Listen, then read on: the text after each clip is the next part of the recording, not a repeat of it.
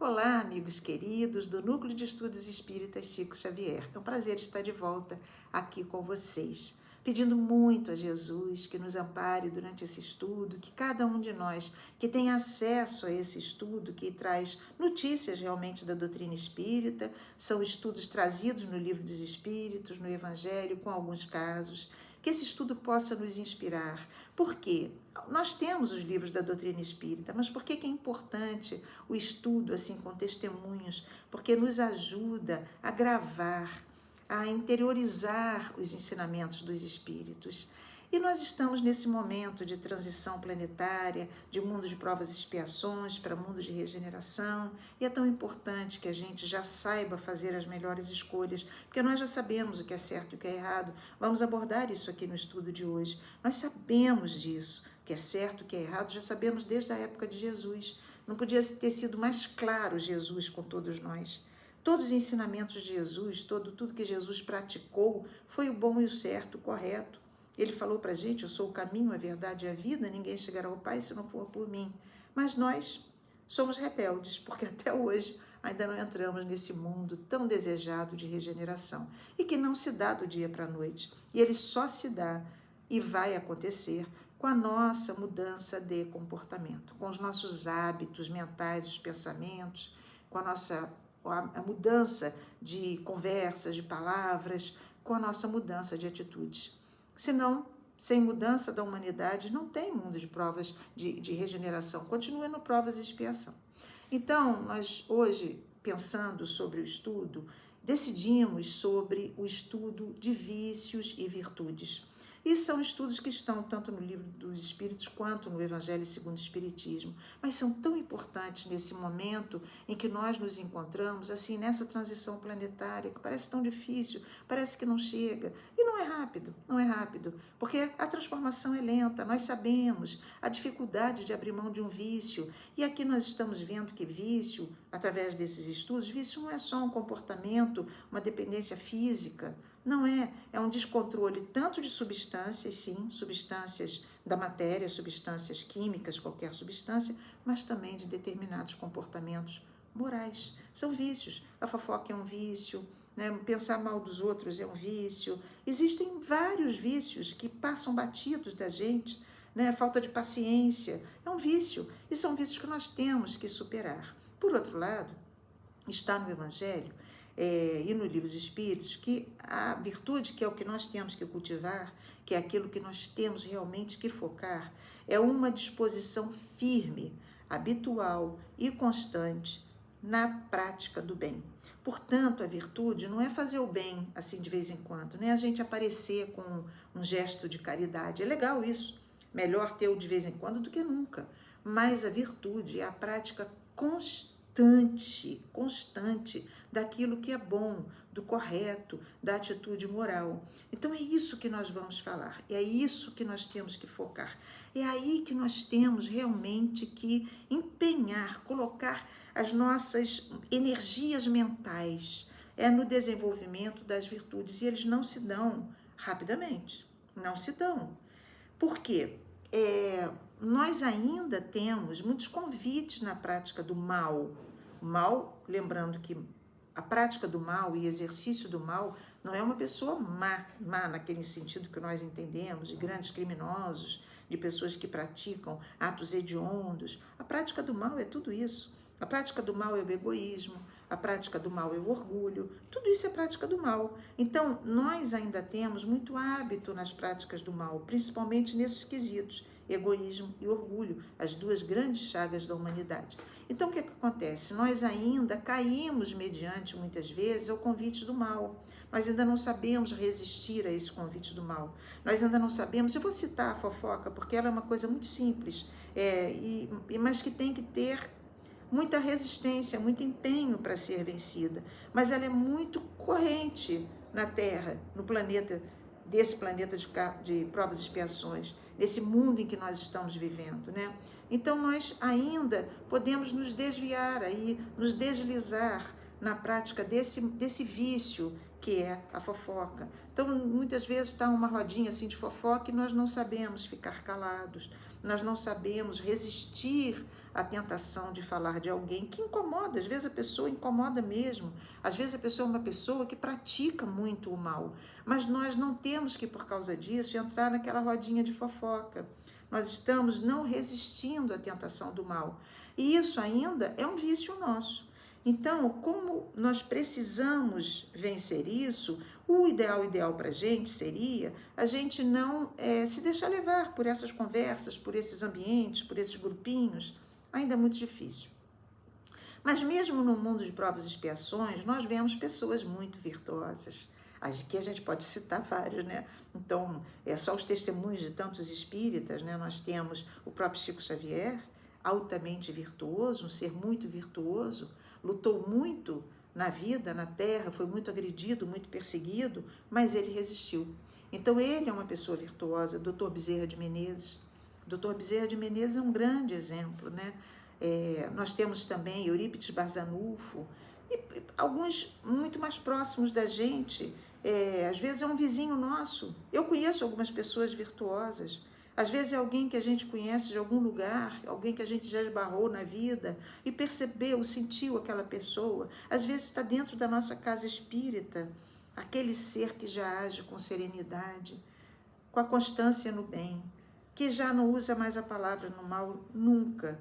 Aquele que intimamente ele já tem e guarda grandes pensamentos, pensamentos de paz. Então, todos esses são virtuosos, são pessoas virtuosas, né? Aqueles que espontaneamente, portanto, e constantemente exercitam, já têm a prática do bem, pelo pensamento, pela palavra, pelas atitudes. E nós temos um caso que eu lembrei, que está muito próximo da gente, porque aconteceu depois da Guerra do Vietnã. Logo depois da Guerra do Vietnã, com a mudança de governo, muitos vietnamitas quiseram fugir do governo, daquele novo regime. E eles tentavam fugir, não conseguiam. A única forma deles saírem ali do Vietnã era se jogando no mar, o que era perigosíssimo. Eram pessoas pobres, pessoas que se arriscavam sem nada, que iam famílias inteiras, grupos de amigos, e eles se jogavam no mar. Mas a esperança deles, a grande expectativa deles é que passasse um navio de outro país, de preferência um navio americano, que resgatasse eles. Por quê? Pelas leis marítimas e as leis internacionais, o navio, quando resgata fugitivos, eles são obrigados a encaminhar para o seu país e ali resolver a situação deles, abrigá-los, esses fugitivos, abrigar esses irmãos que estão tentando fugir. E então nós tínhamos um navio petroleiro que estava vindo do Japão, logo depois da guerra, né, do final da guerra. E esse navio, era um navio gigante, foi o maior navio petroleiro, o maior navio que o Brasil já teve, chamado José Bonifácio. E esse navio estava ali passando pela costa do Vietnã, saindo do Japão, vindo para o Brasil. E se deparou com um grupo de vietnamitas. Outros tripulantes, olhando que tinha um barco ali muito próximo do navio, com pessoas acenando, os tripulantes foram chamar o comandante. E ele, esse capitão, era um capitão chamado França, e Charles França. E o capitão Charles, ele pegou um telescópio para ver que grupo era aquele. E ele identificou 24 pessoas naquele barco. Só que o barco estava numa condição muito precária, já estava a ponto de afundar. E eles tinham acabado de ouvir no rádio que os furacões do mar que vinham da China estavam chegando por ali. E eles eram muito violentos, eram devastadores. Aquele barco não iria resistir nunca. Então o capitão ficou num dilema, porque recolher aqueles vietnamitas criaria com o governo vietnamita uma questão diplomática. Isso era fatal, criaria, né? Porque não poderia, aquele pessoal não poderia ser recolhido. E ele ficou numa dúvida imensa, mas ele tomou uma decisão, que ele iria recolher. Mas a coisa mais difícil era fazer a manobra naquele navio que tinha o tamanho de 3 campos de futebol oficiais, 3 campos, um navio gigante. Por quê? Qualquer manobra mal feita derrubaria o barco. E ele estava assumindo um grande risco, né? Porque ele não conseguiu autorização imediata do governo brasileiro. Ele tinha que tomar uma decisão rápida, então ele decidiu por conta dele, por uma decisão humanitária. E acaba que ele, depois de muita manobra, demorou 1 hora essa manobra, ele recolhe aqueles vietnamitas e deixa no primeiro porto, que era onde se deixava ali aqueles refugiados daquela área, e aí a ONU assumia em que sentido? Ela ficaria intermediando até o Brasil autorizar a entrada deles, e ela depois pagaria a passagem desses vietnamitas, desses 24 passageiros ali do barco, esses 24 fugitivos, para o Brasil. E assim aconteceu. O Brasil, o navio voltou e voltou sem eles, mas depois eles chegaram em São Paulo. E todos eles, ao chegarem no Brasil, muito gratos ao comandante Charles, ficaram no Brasil, se radicaram no Brasil, fizeram família no Brasil. O casal, que era um casal muito jovem, que era líder daquele grupo, em São Paulo abriu um restaurante vietnamita, que foi o primeiro restaurante vietnamita no Brasil, que se tornou muito famoso, que é o Mi Saigon. E hoje em dia ele é um restaurante muito famoso, né? Mas e já está na geração dos filhos, são os filhos hoje em dia desse casal que tomam conta do restaurante. E eles seguem a vida no Brasil. Hoje em dia, aqui no Brasil, tem uma colônia de vietnamitas, porque depois desse caso, vários grupos vietnamitas não quiseram mais ir para os Estados Unidos, quiseram vir para o Brasil. E assim, nós temos hoje uma colônia. Mas vejam, esse senhor, que morreu em 2004, ele nunca aceitou ser chamado de herói. E ele era chamado de herói pelos vietnamitas, profundamente gratos a ele. Ele nunca aceitou ser chamado de herói, nunca, porque o que ele disse? Eu apenas cumpri um dever humanitário. E a virtude, a gente estudando percebe, Emmanuel fala muito isso, a virtude, ela começa no cumprimento do nosso dever, quando nós cumprimos com o nosso dever. Então, nós vemos aqui que o virtuoso, ele tem atitude espontânea. E foi o que aconteceu com ele. Foi uma atitude extremamente virtuosa.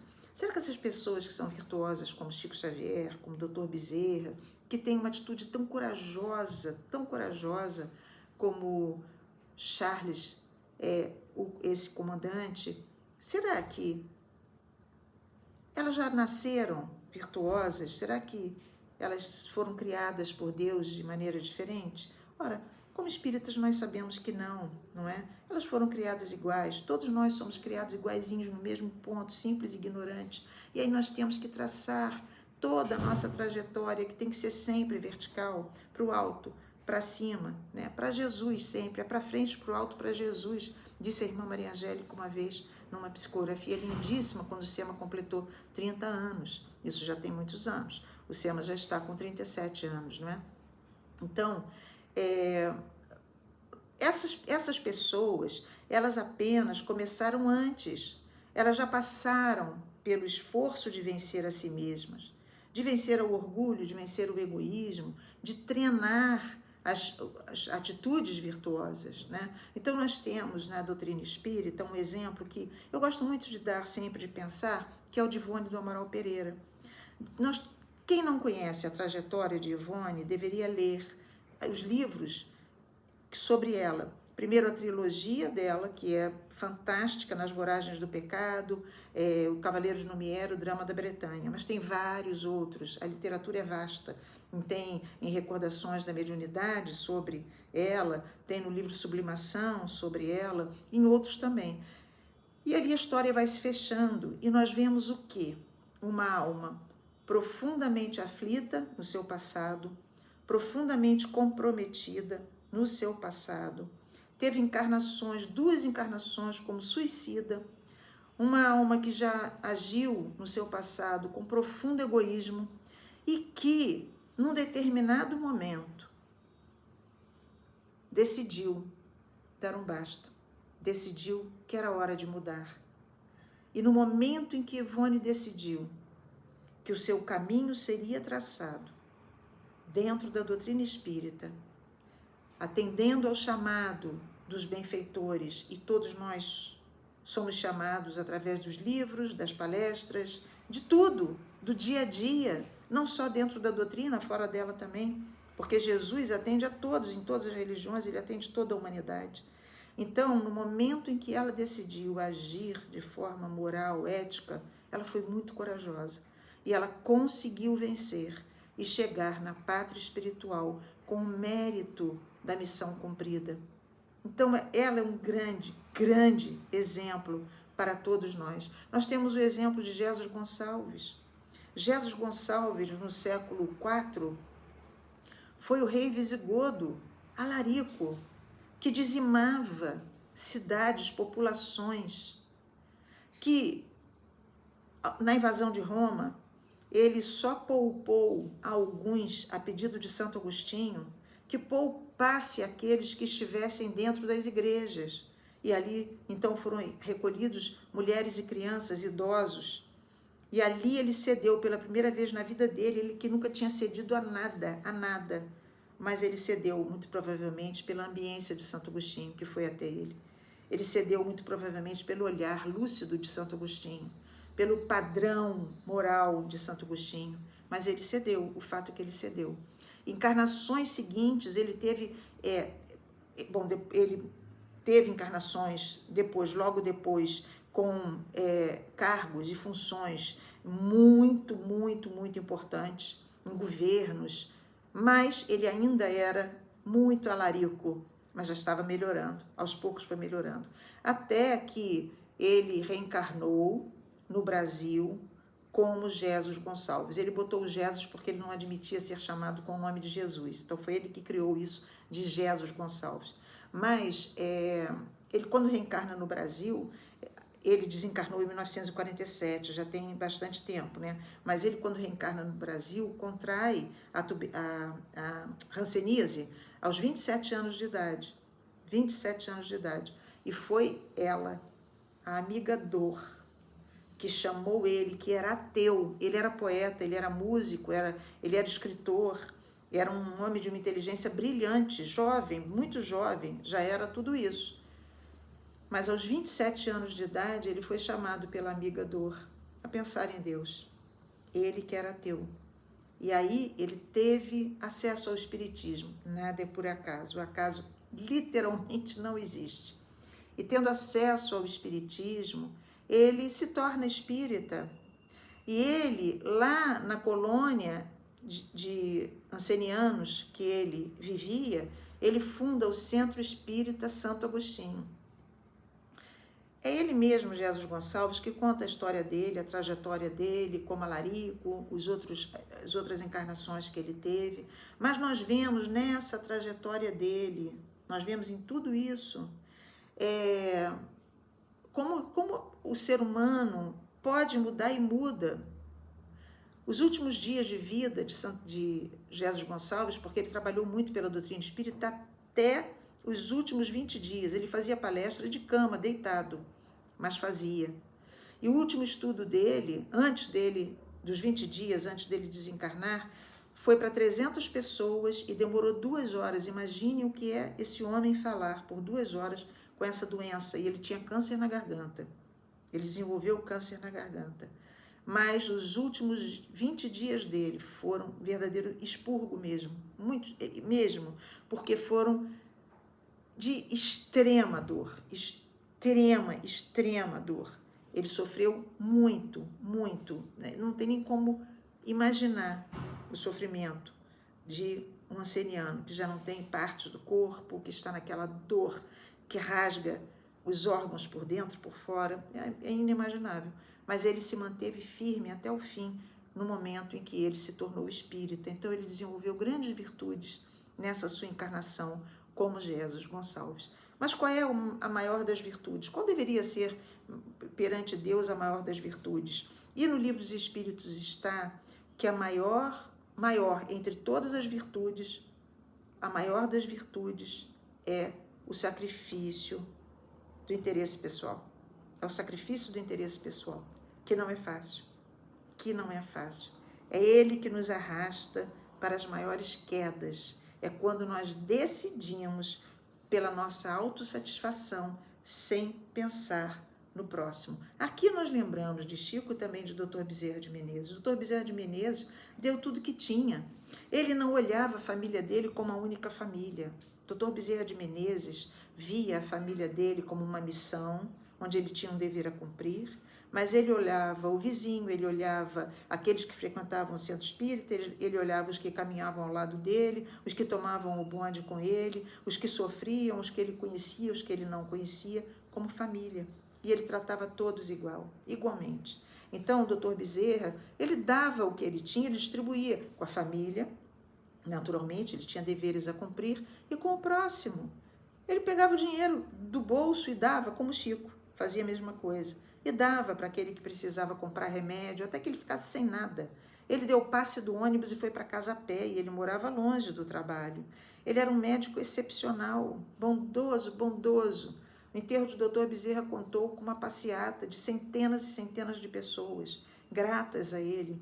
Então, era uma alma virtuosa, é um espírito virtuoso, que até hoje trabalha pelo bem de todos nós, menor dúvida, ele trabalha para o bem de todos nós. Dr. Bezerra, ele está aqui, nós sabemos que ele está aqui, mas esses espíritos virtuosos, eles desenvolveram muitas duras penas essas virtudes em encarnações anteriores, porque Deus não cria nenhum filho de forma diferente, não privilegia nenhum filho, não pune nenhum filho, ele criou as leis perfeitas. As leis estão na nossa consciência.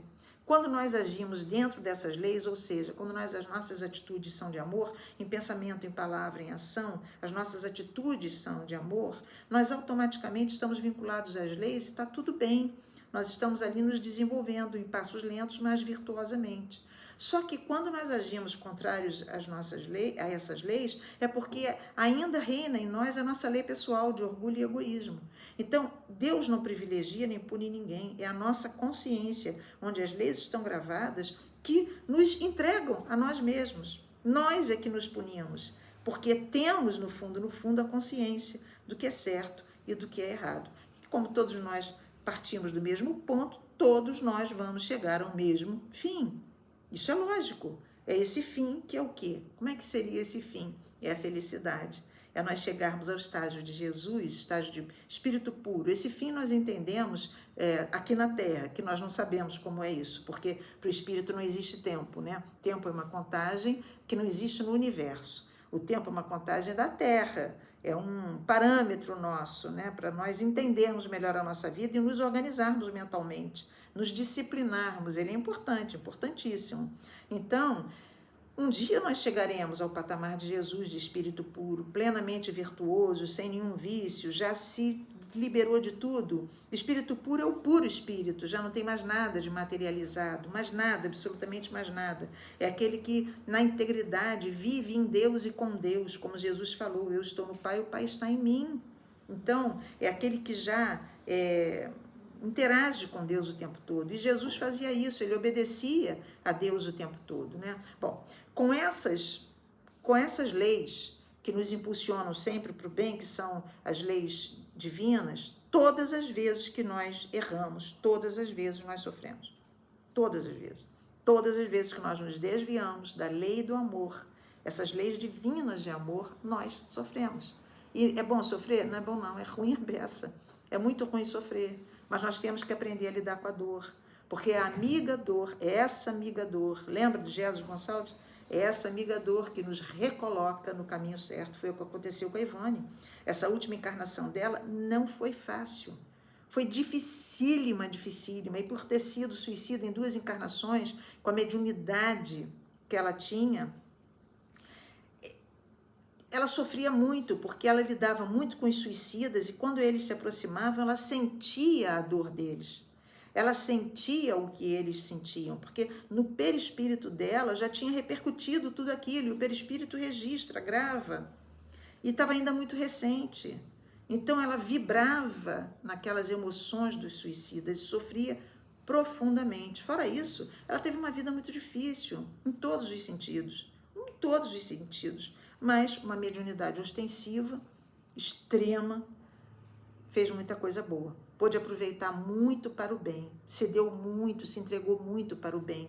O mais interessante da Ivone foi a disciplina que ela teve, obediente aos bondosos mentores, aos benfeitores, àqueles que acompanhavam, como o próprio Dr. Bezerra, como Charles, como Leon Denis. Então, muitos benfeitores que ajudavam, assessoravam a ela, ajudaram muito para que ela se mantivesse no caminho reto. Mas isso porque ela se comprometeu na parte espiritual profundamente, 100%.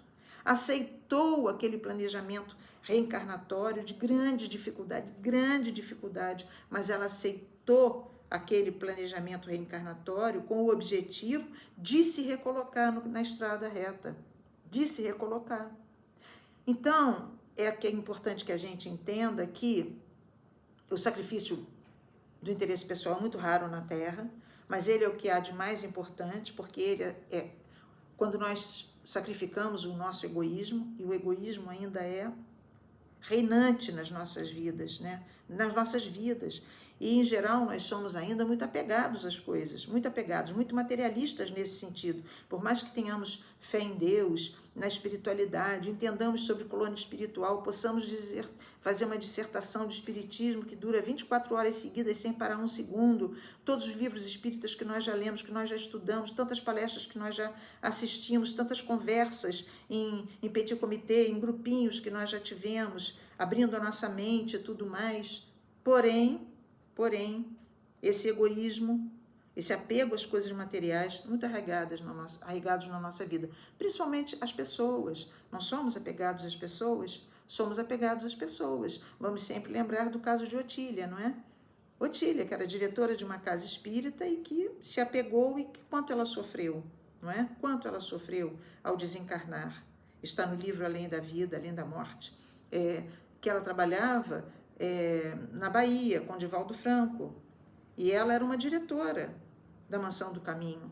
Naquela época estavam construindo a escola, fazendo a escola, e ela se apega à escola, e ela se apega à filha dela, e ela, no enterro dela, ela está escutando ali os vampiros dizendo para ela que, não, comentando entre eles, que aí não podiam atacá-la, porque ela era do bem, ela é protegida, que eles falavam.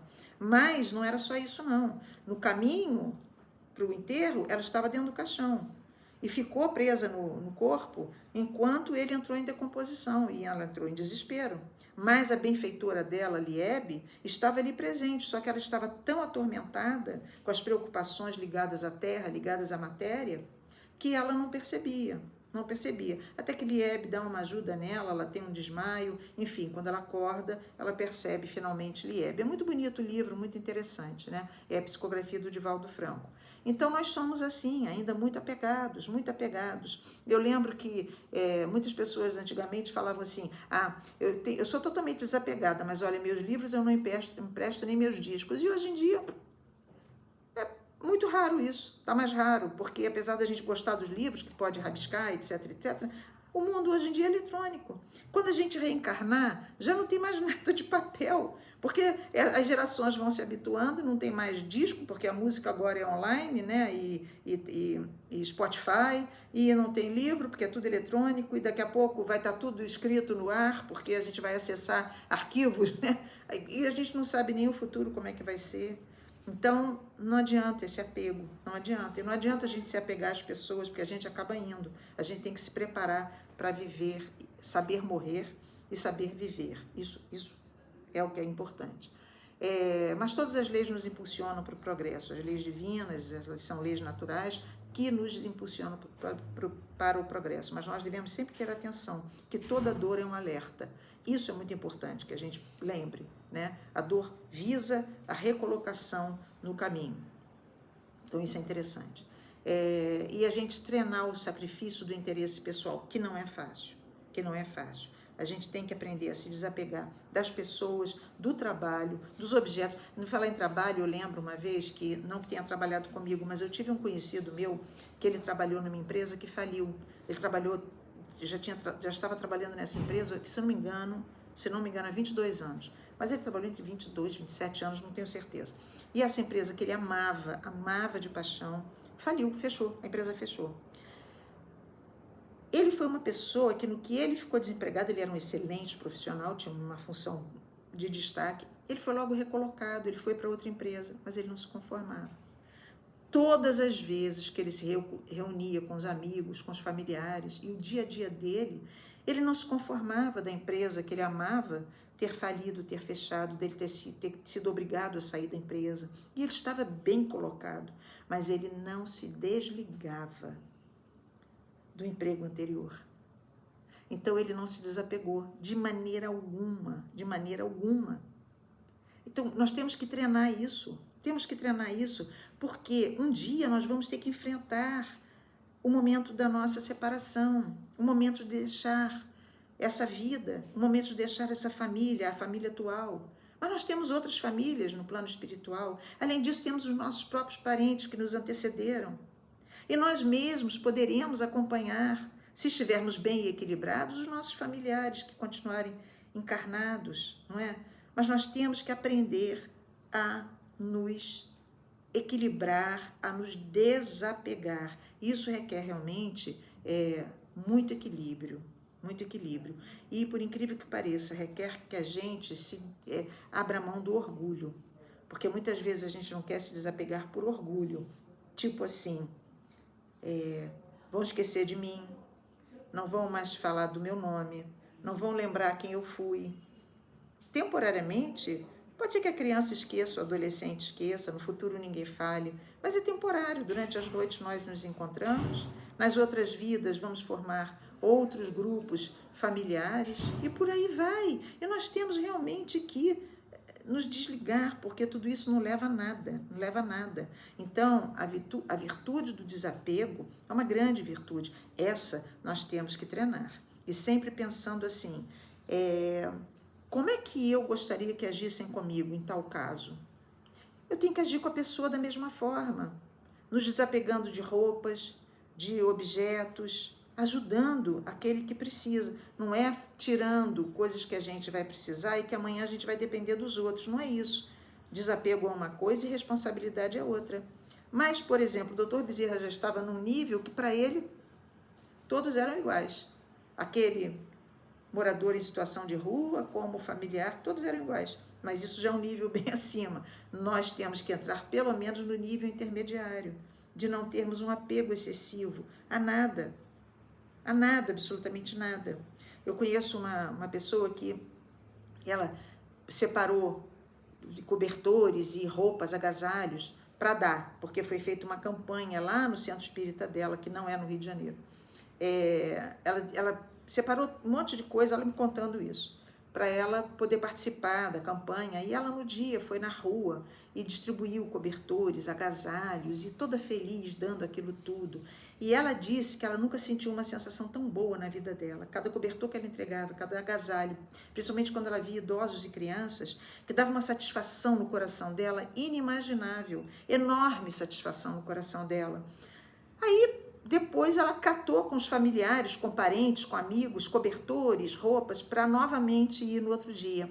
Que ela queria novamente sentir a sensação que ela tinha sentido, de extremo amor, de abundância. E aí ela voltou para as ruas para fazer a distribuição. E ela, cada vez que ela entregava um cobertor, ela ficava ansiosa. Uma roupa, ela ficava ansiosa. Um brinquedo para uma criança, ela ficava ansiosa. E voltou para casa extremamente frustrada. Porque ela me contando isso. Porque ela não tinha sentido nada do que ela havia sentido na distribuição anterior, 2 dias antes, uma coisa assim, ou na semana anterior, não sei.